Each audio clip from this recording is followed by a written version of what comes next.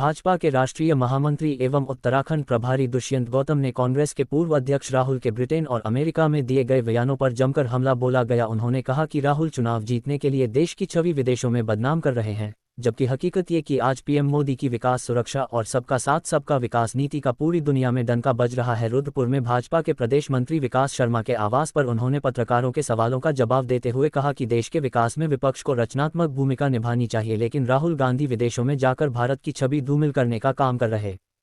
राहुल का ब्रिटेन और अमेरिका में दिया गया बयान सिर्फ चुनाव जीतने के लिए जनता को गुमराह करने वाला बयान है, जिसे भारत ही नहीं पूरी दुनिया समझ रही है।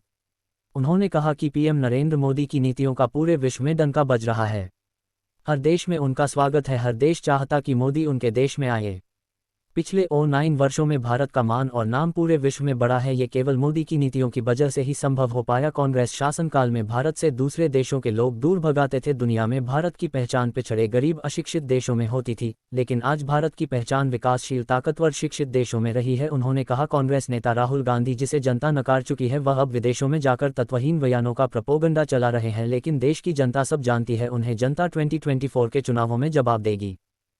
देश का लिए बहुत दुर्भाग्यपूर्ण है, विपक्ष को जो रचनात्मक विपक्ष की भूमिका निभानी चाहिए उसको ना निभाते हुए मोदी जी का विरोध, सरकार का विरोध करते करने कहीं नहीं भारत का विरोध कर बैठते हैं। जहां देश के प्रधानमंत्री विदेश में जाकर हमारा गौरव बढ़ाने की बात करते हैं, अनेक देश उनको दाबोस करके बुलाते हैं।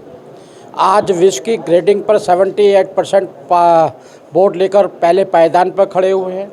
संसार के अंदर आज जिस प्रकार से अर्थव्यवस्था बिगड़ रही है, हम तीसरे स्थान पर हैं, आने वाले हैं, और हम जिस प्रकार से विकास की ओर बढ़ रहे हैं, वहीं विपक्ष के नेता राहुल गांधी जी पहले गए थे तो लोकतंत्र खतरे में बताया था, तो आज गए हैं खाली एक ऐसे दल का नाम लेना जिसने भारत के 2 टुकड़े करा दिए, मुस्लिम लीग का।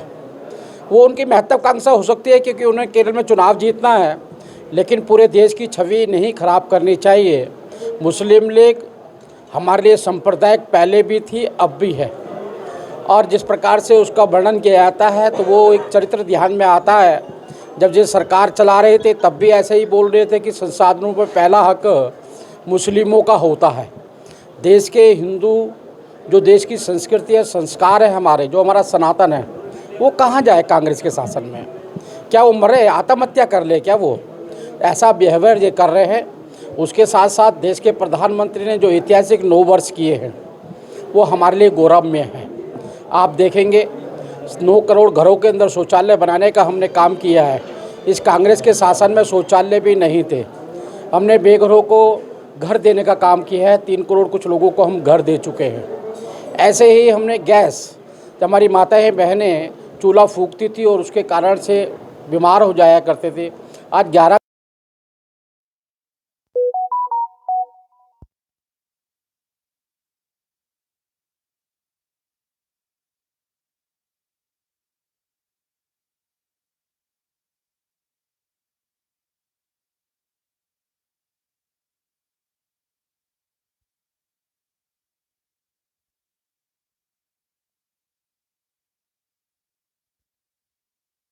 होर्डिंग लगा होता था जिसमें लिखा होता था कि